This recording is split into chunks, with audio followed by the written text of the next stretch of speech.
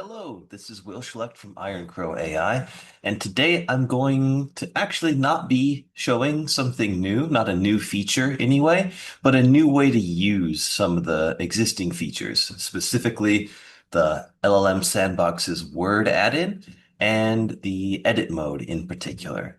And the reason that I'm doing this is to illustrate a larger concept, which I think is that the quality of a tool is the capacity of that tool to do more than what it was originally designed for.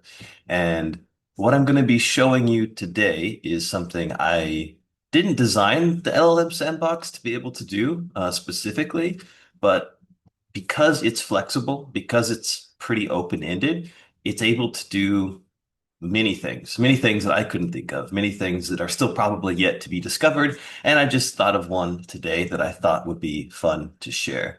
So this is going to be an illustration of how you can use LLM Sandbox to fill in arbitrary forms in Word documents. So the specific example that I have today is an Office Action response, and it's the Office Action response template that our other tool OA shell generates. So you can see we've got all these fields for pieces of information that would be pulled from the Office Action, and they're in this kind of consistent tag format that is to enable our tool OA shell to fill in these forms.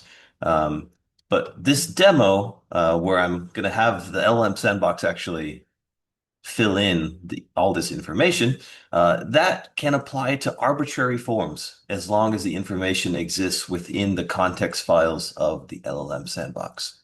So to get started, we will open the LLM Sandbox Word add-in, and we could start by just uploading the files, but I'm actually also going to show how the search tab can be useful in this specific task that we're going to do.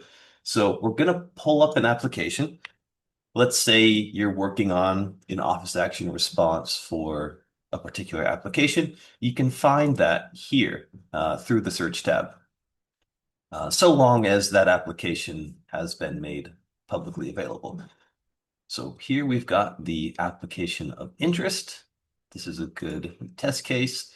And we're going to send some of the information of this case into the LLM sandbox. So what we're going to send is the overview, which is kind of a high-level summary of prosecution events and other kind of pieces of metadata that pertain to this application. And we're going to send some of the prosecution history documents, information that's going to be helpful in filling in these different fields. And really all we want are any rejections. We want to find whatever the most recent rejection is and the claims. And done. And let's send this to the sandbox tab and submit.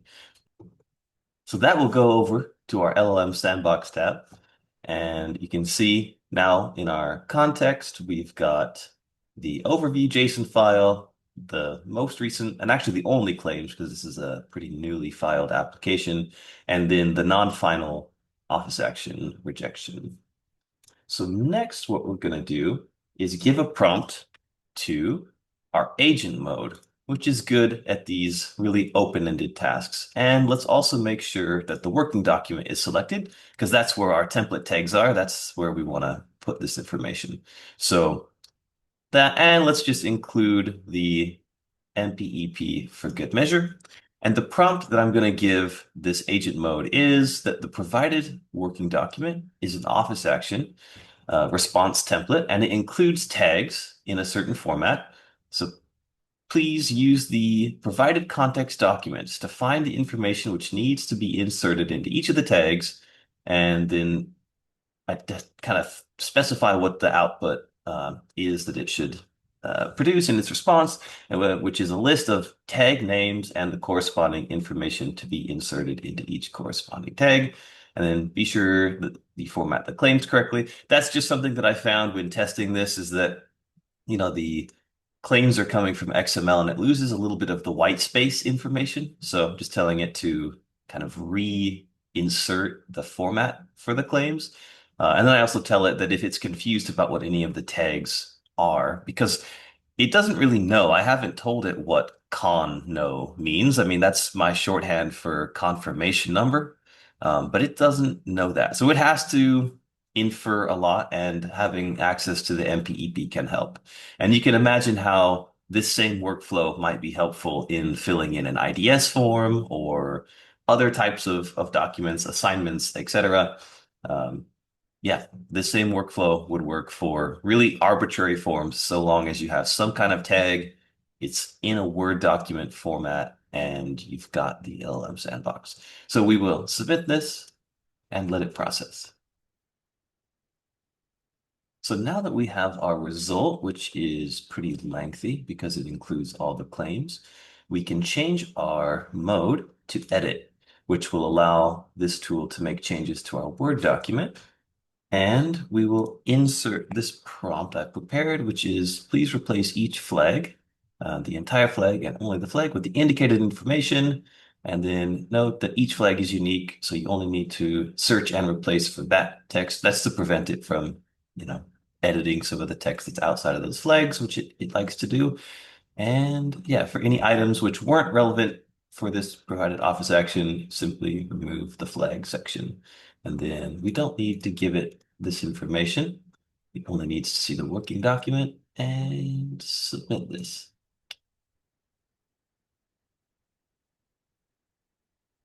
Okay. So we can see it has made a bunch of changes to the document, and it has returned a list of all of the changes that it has made. Those are all in markup, I guess track changes. So we can look at it that way. I kept the tags in blue. You can remove the color so it doesn't have this highlighting. The highlighting is not necessary, but it's helpful, I think, in this example because it illustrates where that information was inserted. So we can see we've got inventors, application number, title of the invention. It even actually removed the mail stop because I think it wasn't able to figure out what the mail stop meant. So if that's something that's important for us, we could just make sure that we include that kind of in our default prompt that we give it when we ask it to collect the information to be inserted and what each of those tags means. It needs that information to find that information from the documents. But I think that's probably fine in this case. It's inserted the date of the office action and the claims, including correct formatting. I think all 19 of these claims and each of the relevant sections. So each of the claims that were rejected under 35 USC 101 have been listed, and all of the very numerous 103 rejections. So it was able to fill in all that information, and essentially we didn't have to do anything. All we needed was a Word document template. And because this tool has access to all the patent documents through the USPTO's open data portal, and then using the agent mode in conjunction with the edit mode, we were able to essentially make an arbitrary form or document completion workflow.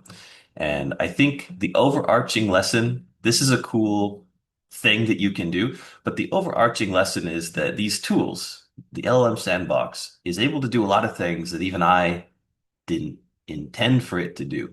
It's able to do almost arbitrary things, whatever you can think of. So the takeaway is there's a lot you can do with this tool, and there's probably many use cases yet to be discovered. So if you can think of it, hopefully you can do it with the LLM Sandbox. So thanks for bearing with me as I went through kind of a fun example. No new features, but new things you can do with existing features.